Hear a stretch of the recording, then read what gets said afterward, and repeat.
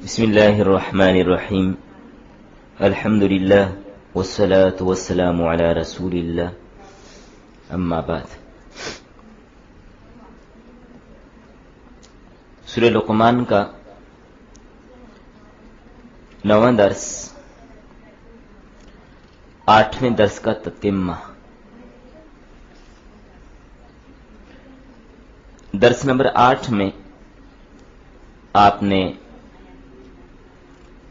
حضرت لقمان حکیم کی جو انہوں نے اپنے بیٹے کو نصیحتیں فرمائی تھیں، ان نصیحتوں کا تذکرہ آپ نے پڑھا ہے، اور بہترین نصائح تھے۔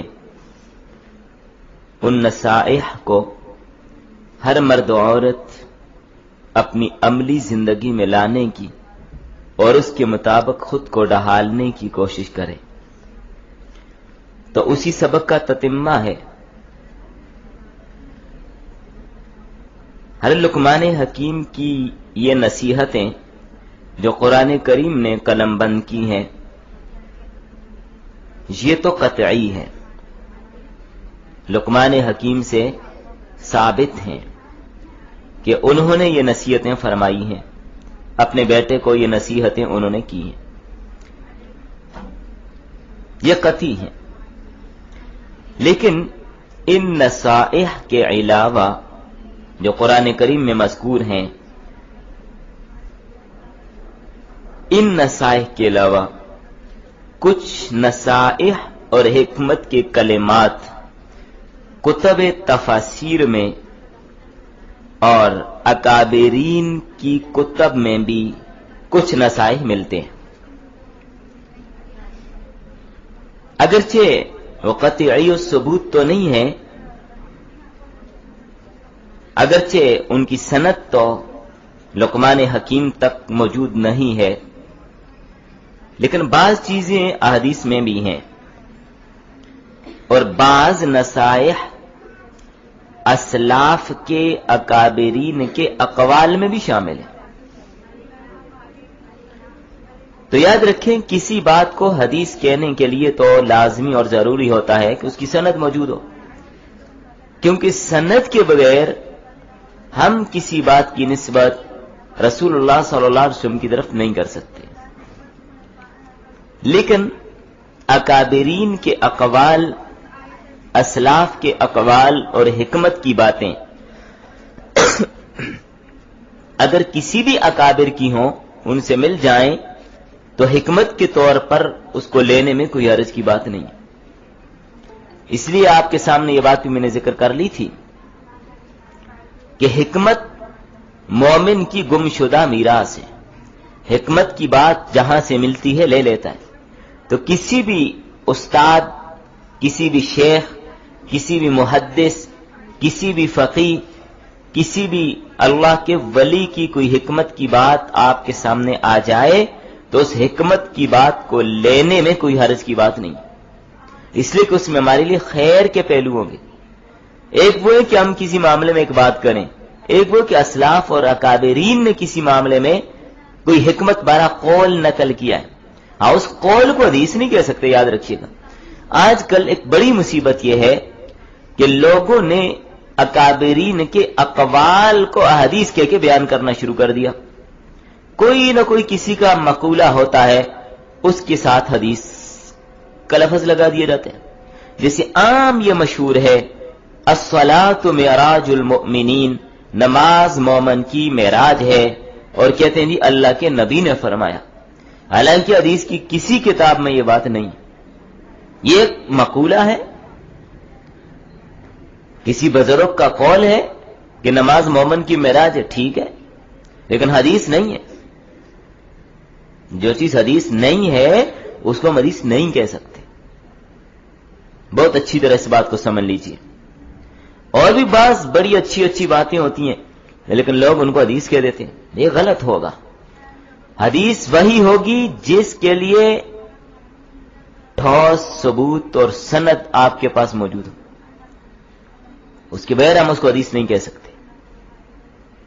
ہاں اکابرین کے اقوال بزرگوں کے اچھے اقوال جس سے سبق کے پہلو آپ کو ملتے ہیں وہ آپ لے سکتے ہیں، اس میں کوئی عرض کی بات نہیں۔ اور ابھی کل کے سبق میں آپ نے پڑھا بھی تھا وَاتَّبِعْ سَبِيلَ مَنْ أَنَابَ إِلَيَّ، جو لوگ اللہ کی طرف رجوع کرنے والے ہیں ان کی اتباع کیجیے۔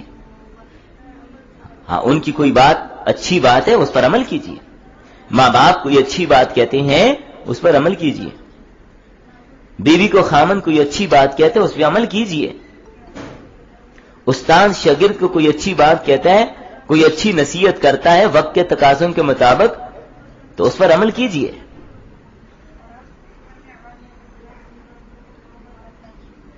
مثال کے طور پر میں ایک مثال آپ کو عرض کروں، ماں باپ اپنے بیٹے سے کہتے ہیں بیٹا جب سڑک سے گزرنے لگو خیال سے گزرنا، دھیان سے گزرنا۔ بیٹا کہے یہ بات تو حدیث میں نہیں ہے۔ سمجھ آ رہی ہے بات؟ کہتے یہ حدیث تو نہیں ہے کہ میں آپ کی بات مانوں۔ اچھا ٹھیک ہے، نہ مان کے دیکھ لے پھر۔ تو بھئی اس نے کب کہا کہ حدیث ہے، انہوں نے کب کہا کہ میں آپ کو حدیث سنا رہا ہوں؟ بھئی آپ کو ایک نصیحت کی جا رہی ہے، آپ کو ایک بات سمجھائی جا رہی ہے، آپ کی اصلاح کے لیے، آپ کے فائدے کے لیے ایک بات کی جا رہی ہے۔ تو اس لیے کچھ اکابرین کے اقوال جن میں اکثر لقمان حکیم کی طرف بھی منسوب ہیں، کچھ اکابرین کی اچھی اچھی باتیں، کچھ اچھے اقوال جن سے آپ کو فائدہ ہوگا، وہ آج کے سبق میں آپ کے سامنے ذکر کیے جائیں گے۔ اس لیے کہ ناقص عقل والے کے لیے کامل عقل والے کی اتباع ضروری ہوتی ہے، اور ناقص علم والے کے لیے کامل علم والے کی اتباع ضروری ہوتی ہے، اور غافل کو عاقل کی اتباع ضروری ہوتی ہے۔ تو عاقل اگر کوئی نصیحت کرے اس کو مان لینا چاہیے۔ ہاں، دین کے معاملے میں اگر کوئی آدمی کوئی اپنی بات کہے جو قرآن حدیث میں نہیں ہے تو وہ ہم نہیں مانیں گے، اس پر یہ ثواب بتائے کہ بھائی یہ کام کرنے پر یہ ثواب ہوگا۔ بھائی ثواب بتانا میرا اور آپ کا کام نہیں ہے، وہ شریعت کا کام ہے، وہ صاحب شریعت کا کام ہے کہ اس عمل پر کتنی نیکیاں آپ کو ملنی ہیں، وہ ہم وضع نہیں کر سکتے، ہمیں اس کا کوئی اختیار نہیں ہے، ہمارے پاس یہ اتھارٹی نہیں۔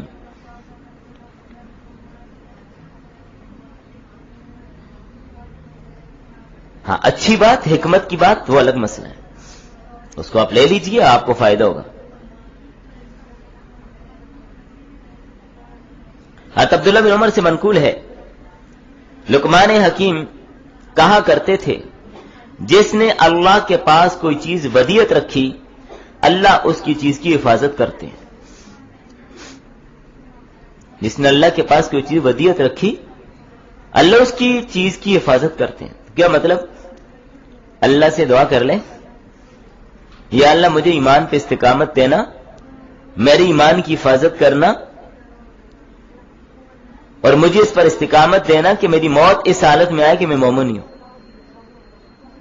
تو بہترین بات ہے۔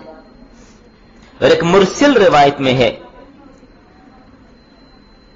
لقمان حکیم نے اپنے بیٹے کو نصیحت کی تقنع سے بچنا، یہ ایک اچھی بات ہے۔ یعنی اس میں کیا ہے؟ تقنع کس کو کہتے ہیں؟ چادر کو اپنے سر پر اس طرح لپیٹ لینا جیسے گھونگھٹ لپیٹ دیا جاتا ہے۔ کیوں کہا؟ کہ جب آپ چلو گے ٹھوکر لگ جائے گی، گر جاؤ گے، دائیں بائیں سے پتہ نہیں چلنا۔ اب گھونگھٹ نکال کے دائیں بائیں آنکھوں کے سامنے آگے سے پورا کپڑا 6 انچ 10 انچ آگے ہو، اور اس ترتیب سے ایک آدمی جا رہا ہو، اب دائیں سے گاڑی آ رہی ہے، بائیں سے آ رہی ہے، اس کو کوئی پتہ چلنے؟ کہیں ٹھوکر لگ جائے، ٹکر لگ جائے، تو یہ ایک نصیحت کی بات ہے، اچھی بات ہے، اپنانے والی بات ہے۔ عون بن عبداللہ فرماتے ہیں لقمان حکیم نے اپنے بیٹے کو نصیحت کی، کیا فرمایا؟ جب تو کسی مجلس میں جائے تو ان پر سلام کا تیر چلا، پھر ایک کنارے پر خاموشی کے ساتھ بیٹھ جا اور ان مجلس والوں کو دیکھتا رہے۔ جب وہ گفتگو شروع کریں اگر بولتے ہوئے وہ لوگ ذکر الہی کی باتیں کریں پھر تو بھی ان میں شامل ہو جا. اگر ادھر ادھر کی باتیں کریں اٹھ کر وہاں سے نکل کر کہیں اور چلا جا. اب حکمت کی بات ہے یہ، جس مجلس میں ادھر ادھر کی باتیں ہو رہی ہیں، غیبت، چگلی، بہتان تراشی، نکل جا وہاں سے. تو یہی بات اس کے قرائن احادیث میں بھی موجود ہے کہ غیبت والی مجلس میں نہیں بیٹھنا، غیبت والی بحث میں نہیں شامل ہونا، بری صحبت میں نہیں بیٹھنا. تو یہ تینوں باتیں جو میں نے ذکر کی ہیں یہ تفسیر ابن کثیر میں ہیں.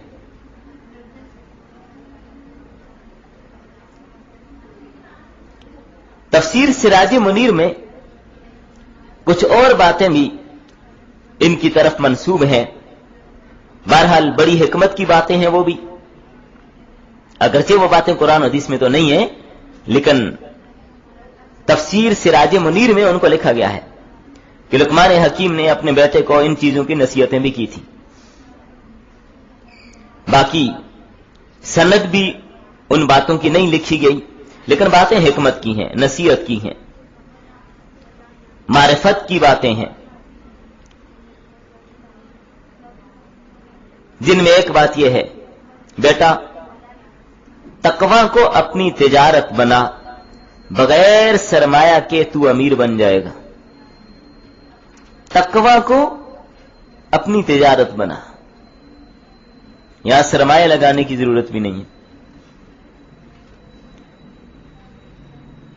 اور ایک بات فرمائی، جنازوں میں حاضر ہوا کر اس لیے کہ جنازے آخرت کی یاد دلاتے ہیں. کتنی بہترین بات ہے کہ آدمی جنازے میں جائے گا دل نرم ہوگا، اس کو فکر ہوگی کہ ہم نے بھی جانا ہے. اور ایک بات فرمائی، پیٹ کو بہت بھر کر نہ کھانا، پیٹ کو بہت بھر کر نہ کھانا. اور یہی تعلیمات آپ کو سنت سے بھی ملیں گی. تو بہت زیادہ کھانا ویسے بھی حرص کی علامت ہے. ہاں یہاں پر ایک بات میں عرض کرتا چلوں، آپ نے وہ بات سنی ہوگی کہ مدینہ میں ایک بندہ آیا جو معالج تھا، اس نے جا کر دکان ڈالی. پہلے پوری بات سن لینا، پھر میں کہنا کیا چاہتا ہوں وہ بھی سن لینا، پھر آگے اس بات کو کرنا.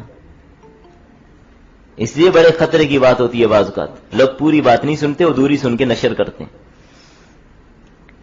تو ایک دن گزرا، ہفتہ گزرا، 10 دن گزرے، 20 دن گزرے، کوئی گاہکی اس کے پاس نہیں آتا. اس نے لوگوں سے پوچھا کہ بھئی یہاں لوگ بیمار نہیں ہوتے کہ میرے پاس علاج کے لیے ابھی تک کوئی نہیں آیا. تو اسے بتایا گیا کہ بھئی ہم لوگ کم کھاتے ہیں، ہم اس سنت پر عمل کرتے ہیں کہ کھانا کم کھاتے ہیں، تو اس لیے یہاں بیمار کوئی نہیں ہوتا. تو اب اس کو یہاں سے جانا پڑا اور اس نے کہا کہ واقعتاً جب تک لوگ اس پر چلتے رہیں گے وہ کبھی بیمار نہیں ہوں گے. تو یہ جو واقعہ بیان کیا جاتا ہے اس کا کوئی ثبوت نہیں ہے کہ مدینہ منورہ میں ایسا ہوا ہو، کوئی ایسا طبیب آیا ہو، اس نے آ کے دکان ڈالی ہو، اور پھر یہ احادیث میں اس کا کوئی تذکرہ نہیں. تو معلوم یہ ہوتا ہے کہ یہ واقعہ من گھڑت ہے. اب پورا سن لیا، چلیں. پھر ایک بات یہ بھی منقول ہے کہ انہوں نے اپنے بیٹے سے کہا، بیٹے توبہ میں تاخیر نہ کرنا، کیونکہ موت اچانک آتی ہے، بتا کر نہیں آتی. تو بہترین بات ہے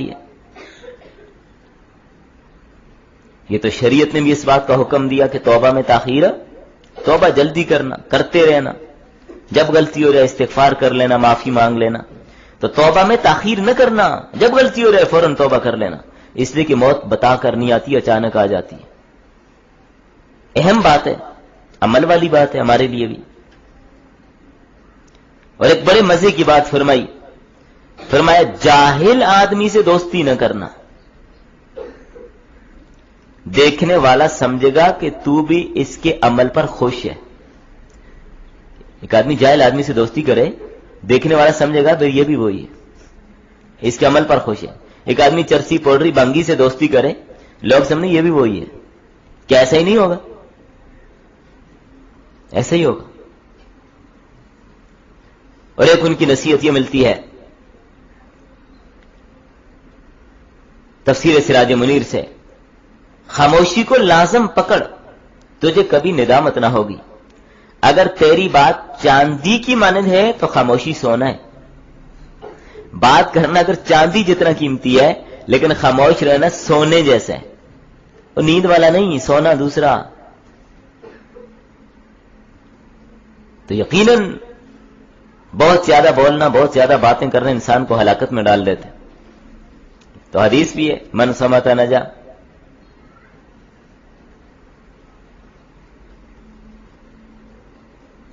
اور ایک نصیحت ان کی، شر سے دور رہنا، اس لیے کہ ایک شر دوسرے شر کا نائب ہوتا ہے. ایک شر کا کام کیا، پیچھے دوسرا بھی جڑ جاتا ہے، تیسرا بھی جڑ جاتا ہے، چوتھا بھی جڑ جاتا ہے. گناہ کو کھینچ کے لاتے ہیں، نیکی کو کھینچ کے لاتی ہے.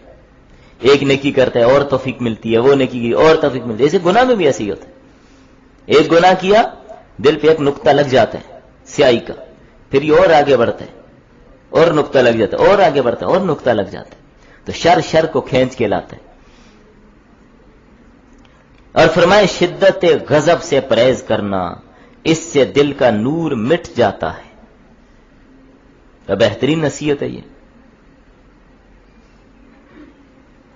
اور فرمایا بیٹے علماء کی مجلس کو لازم پکڑنا، علماء کی مجلس کو لازم پکڑنا. اور فرمایا جو جھوٹ بولتا ہے اس کے چہرے کی رونق ختم ہو جاتی ہے. بد اخلاق برے اخلاق والا، اس پہ غم بہت زیادہ آتے ہیں. بد اخلاق پہ غم بہت زیادہ آتے ہیں. ان کا تجربہ ہوگا تو اسلاف کے تجارب ہوتے ہیں بعض چیزوں میں. اور بیٹے سے کہا پہاڑوں سے پتھر لانا آسان ہے لیکن نادان اور بے عقل کو سمجھانا مشکل کام ہے. یعنی پہاڑوں میں جا کر پتھر توڑ کے لے کے آنا، اٹھا کے کندھے پہ وزن اٹھا کے لانا، یہ تو آسان ہے، لیکن نادان آدمی کو سمجھانا بڑا مشکل کام ہے. کیا ایسا ہی نہیں ہے؟ بالکل ایسا ہی ہے. اور کتنی اچھی بات فرمائی، کسی نادان کو، ناسمجھ کو اپنا ایلچی بنا کر نہ بھیجنا. کوئی دانا نہ ملے تو خود ہی چلے جانا. کسی بھی کام کے لیے آپ کسی کو بھیج رہے ہیں، سمجھدار ہے تو بھیج دیں، سمجھدار نہ ملے تو پھر خود چلے جائیں. ورنہ کیا ہوگا؟ کوئی سمجھدار اگر نہ ملا، کسی کو بھی پکڑ کے بھیج دیا یہ کام کر لو، کیا خیال ہے وہ کام آپ کی مرضی کے مطابق کرے گا؟ آپ کچھ کہیں گے وہ کچھ کرے گا. آپ نے کسی چیز کا کہا وہ کوئی اور چیز لے کے آئے گا. تو اس لیے کتنی اچھی بات ہے آپ کے لیے بھی. مثال کے طور پر آپ نے کپڑے خریدنے ہیں تو کوئی سمجھدار بازار جا رہا تو اس کو کہہ دیں بھائی میرے لیے بھی اس طرح کا سوٹ لے آنا. ٹھیک ہے وہ لے آئے گا. لیکن کسی نہ سمجھ کو دیں، وہ پتہ نہیں چیز بھی کیا لائے گا اور لائے گا بھی مہنگی. اس لیے نہ سمجھ ہو تو پھر خود ہی چلے جانا. دانا مل جائے تو بیچ دینا، ورنہ خود ہی یہ کام کر لینا. بڑی اچھی نصیحت ہے. اور فرمایا بیٹا کسی باندی سے نکاح نہ کرنا، اپنی اولاد کو ہمیشہ غلامی میں ڈال دے گا. ذرا باندی سے نکاح کرے گا تو اولاد ام ولد بنے گی، غلامی میں جائے گی. یہ ام ولد ہوئی اور معاملہ پھر خراب ہوگا، اولاد غلام بنتی چلے گی. فرمایا اے بیٹے وہ مجلس اختیار کر جس میں اللہ کا ذکر ہوتا ہو، اس لیے کہ ان پر جب اللہ کی رحمت آئے گی تو تیرے اوپر بھی پڑے گی، تو بھی حصے دار ہوگا. اور اس مجلس میں نہ بیٹھنا جس میں اللہ کا ذکر نہ ہو، کیونکہ ان پہ کوئی غضب آیا تو ساتھ تو بھی پس جائے گا. جہاں اللہ کا ذکر ہو رہا ہو وہاں بیٹھنا. اور فرمایا بیٹے تیرا کھانا برے لوگ نہ کھائیں، پرہیزگار لوگ تیرا کھانا کھائیں. اور یہ بات حدیث میں بھی ہے، تیرا کھانا نہ کھائے مگر متقی، پرہیزگار آدمی کھائے. لیے پرہیزگار تیرا کھانا کھائے گا मुत्तकी लोग तेरा खाना खाएंगे, क्या होगा? सवाब तुझे भी मिलेगा, वो इबादत करेंगे तो। और बुरे लोग खाएंगे तो इस खाने से जो कुव्वत मिली वो उस पर गुनाही करेंगे फिर। और फरमाया अहले इल्म से मशवरा करते रहना, अहले इल्म से मशवरा करते रहना। और एक बड़ी अजीब बात कही, बेटे दुनिया बड़ा गहरा समुंदर है जिसमें बहुत से लोग गर्क हो गए। अगर तू निजात चाहता है तो तकवा को अपनी कश्ती बना, इस कश्ती को ईमान के सामान से भर दे, अल्लाह पे तवक्कल उसका लंगर बना दे, उम्मीद है बच जाएगा। किसी कमाल की बात है ये। तो ये हिकमत की बातें हर आदमी नहीं कर सकता, किसी किसी की जबान पर अल्लाह हिकमत की बातें जारी करते हैं। तो चाहे ये बातें लुकमान हकीम की हों या किसी और अल्लाह वाले की हों, लेकिन है हिकमत से भरी हुई बातें, हिकमत से भरी हुई बातें। ए बेटे, मैंने बहुत भारी पत्थर उठाए, बड़े भारी भारी लोहे उठाए, लेकिन बुरे पड़ोसी से बोझल मैंने किसी को नहीं पाया। क्या कमाल की बात है। बारी बारी पत्थर में उठाता रहा, लेकिन बुरे पड़ोसी से भारी मैंने किसी चीज को नहीं पाया। ठीक है, वो बड़ा खतरनाक है, बुरा पड़ोसी बड़ा खतरनाक है। कहते ना अब्दुल्लाह बिन मुबारक रहमतुल्लाह अलैह, इनके पड़ोस में एक यहूदी रहता था। हज़रत अब्दुल्लाह बिन मुबारक के पड़ोस में साथ वाला घर यहूदी का था। इस यहूदी का इरादा वो घर बेचने का। इसने इतला दी लोगों को कि मैं घर बेचना चाहता हूं। लेने वाले आए, इसने उस घर की कीमत डबल मांगी। यानी आम तौर पर उस जमाने में उस जितना घर या उस मोहल्ले में जो रेट घरों का था, इसने उससे डबल पैसे मांगे। डबल, थोड़े से ज्यादा नहीं, दुगना। लोगों ने कहा भाई आप बहुत ज्यादती कर रहे हैं, ये तो डबल कीमत आप घर की मांग रहे हैं। उसने कहा भाई आपकी बात बिल्कुल ठीक है, मैं डबल मांग रहा हूं, लेकिन मैंने डबल ही लेने। कहा भाई वो क्या, हमारी समझ में तेरी मंतक नहीं आई। उस यहूदी ने कहा इसलिए इसमें आधे तो इस घर की कीमत है और आधे अब्दुल्ला बिन मुबारक के पड़ोस की कीमत है। ये अच्छा पड़ोसी अब्दुल्ला बिन मुबारक जैसा।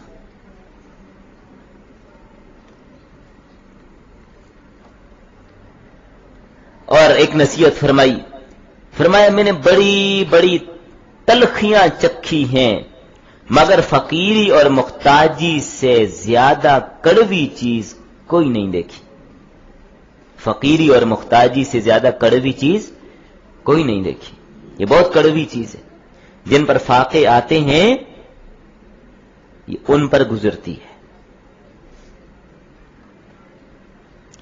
और एक नसीहत की, इल्म ने फुकरा और मसाकीन को बादशाहों की जगह पर बिठा दिया। कमाल की बात है, इल्म ने फुकरा को मसाकीन को बादशाहों की जगह पर बिठा दिया। यह इल्म है। तो कई सारे गुलाम जब उन्होंने इल्म हासिल किया, अपने वक्त के फकीह बने, अपने वक्त के मुफस्सिर और मुहद्दिस बने, तो वक्त के बादशाह भी आकर उनके कदमों में बैठते थे। और कई सारे बादशाहों के ऐसे वाकयात मौजूद हैं कि मसला पूछने के लिए जा रहे हैं और बारी का इंतजार करना पड़ रहा है। इसलिए इल्म इंसान को बुलंद मकाम तक ले जाते हैं। इल्म बुलंद मकाम तक ले जाते हैं।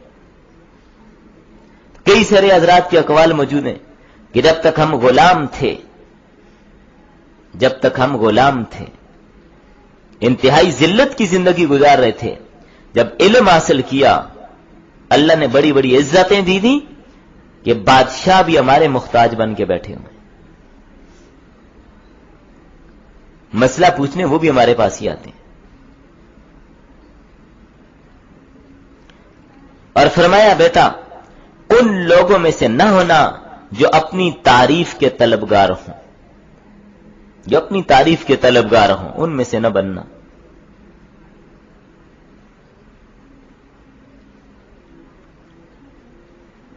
اور پھر ایک نصیحت فرمائی کہ جب علم حاصل کرو اس پر عمل کی پوری کوشش کرنا، جب علم حاصل کرو اس پر عمل کی پوری کوشش کرنا، بہترین بات ہے۔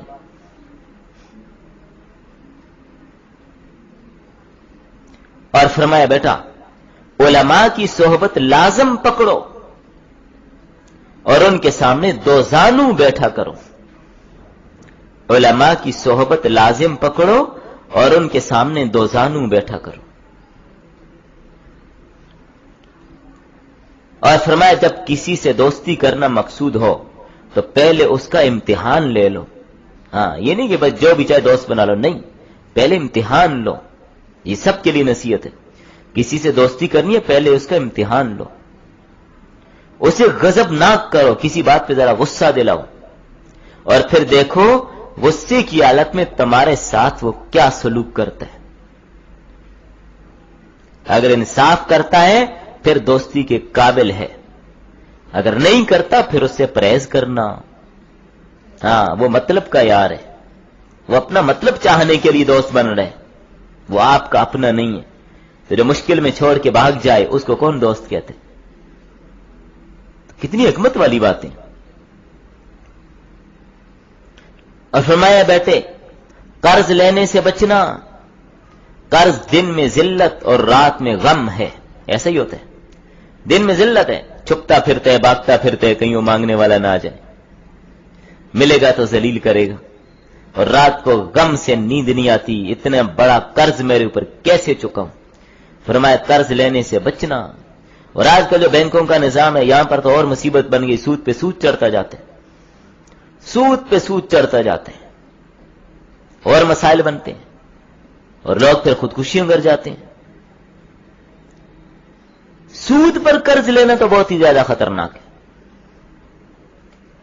زمینیں بک جاتی ہیں، گھر بک جاتے ہیں، کرائے پہ آ جاتے ہیں، لہذا کبھی معمولی قرض بھی بینکوں سے سود پر نہ لیجیے، یہ زندگی بھر جان نہیں چھوٹے گی۔ سود حرام ہے، بیڑا غرق کر کے رکھ دے گا، انتہائی خطرناک چیز ہے یہ۔ تو ویسے چھوٹی چھوٹی باتوں کے لیے قرض لینے کی عادت نہیں ہونی چاہیے۔ قرض پہ قرض، کیا مسئلہ، بیٹے کی شادی کرنی ہے، بھائی اتنا پیسہ کیوں قرض لے رہے ہیں؟ تو تیری میں نے بہت بڑے حال میں انتظام کیے، تو کیا ضرورت تھی قرض لینے کی، چھوٹے میں کر لیتے۔ ساری زندگی سر پہ قرض کا بوجھ اٹھا کے پھرو گے، دے نہیں سکتے، بھاگ جاتے ہیں، غائب ہو جاتے ہیں، لڑائیاں پیدا ہو جاتی ہیں۔ اس لیے فضول رسومات کی خاطر اپنے آپ کو قرض کے نیچے دبوا دینا عقل مندی نہیں ہے، نادانی ہے، حکمت کی بات نہیں ہے یہ۔ حکمت کی بات یہ ہے کہ مجبوری میں، انتہائی مجبوری میں، کوئی راستہ نہیں ہے، پھر قرض لے لے،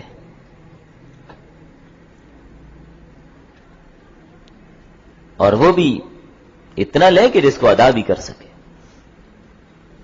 اللہ کے رسول صلی اللہ علیہ وسلم تو جنازے پر پوچھ رہے ہیں، قرض تو نہیں ہے اس پہ، انتہائی خطرناک بات ہے۔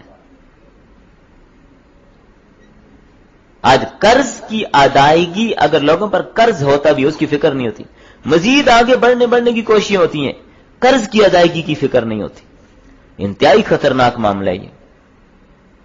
قرض کو ادا کرنا بہت ضروری ہے۔ لوگ فیکٹریوں پہ فیکٹریاں لگا رہے ہیں، دکانوں پہ دکانیں ڈال رہے ہیں، جو پہلے کا قرض ہے وہ دیتے ہی نہیں۔ بھائی میں یہ والا کر لوں، یہ والا منصوبہ آ گیا، یہ والا پلان سامنے آیا، یہ کر لوں، نہیں بھائی، پہلے آپ کے ذمہ جو قرض ہے وہ ادا کرو۔ اب دیکھیں نا، شریعت مرنے والے کی وراثت کی تقسیم کی جو ترتیب ہے اس میں بھی تجہیز و تکفین کے بعد قرض کی ادائیگی ہوگی، پھر وراثت تقسیم ہوگی۔ مرنے والے پہ جو قرض ہے پہلے وہ ادا کریں گے، پھر جو باقی بچہ وارثوں میں ملے گا۔ قرض بڑا خطرناک مسئلہ ہے۔ تو شادیوں کے لیے بڑے لمبے چوڑے پروگرام کرنے کے لیے قرض لینا، بھائی مختلف ٹورز کمپنیوں کے لیے قرض لینا، اور اس طرح کی چیزوں کے لیے قرض سے بچنا چاہیے، خطرناک چیز ہے۔ فرمایا بیٹے زبان کو اللہم اغفر لی کا عادی بنا دو، اس لیے کہ دن رات میں ایک گھڑی ایسی آتی ہے جب دعا قبول ہوتی ہے۔ اب چاہیے ان کا قول ہے یا کسی بعد والے کسی اللہ والے کا قول ہے، لیکن قول بڑا بہترین ہے۔ عادت بنا لو اللہم اغفر لی کی، کیونکہ کسی نہ کسی وقت دعا قبول ہو جاتی، اللہ قبول کر لیں گے، بخش دیں گے۔ اللہم اغفر لی، اے اللہ مجھے بخش دے۔ اے بیٹے اللہ سے امید لگائے رکھ، مگر امید ایسی نہ ہو کہ تجھے گناہوں پر جری کر دے، اور اللہ سے ڈرتا رہے مگر ڈر ایسا نہ ہو کہ اللہ کی رحمت سے نا امید کر دے۔ دیکھیں حدیث کا بھی مفہوم یہی ہے، ایمان امید اور خوف کے درمیان ہے، خوف بھی ہو امید بھی ہو، اللہ سے ڈرتا بھی رہے اللہ سے امید بھی رکھے۔ تو کتنی بہترین نصیحتیں ہیں، بڑی جامع نصیحتیں ہیں۔ تو مفسرین نے ان کو نقل کیا تھا، تو میں نے کہا چلیں آپ کے سامنے ان کو ذکر کر دیا جائے تاکہ ان اقوال سے آپ بھی فائدہ لے لیں، ہم بھی فائدہ لے لیں، اللہ تعالیٰ ہمیں ان نصیحتوں سے نفع عطا فرمائے۔ چلیں بس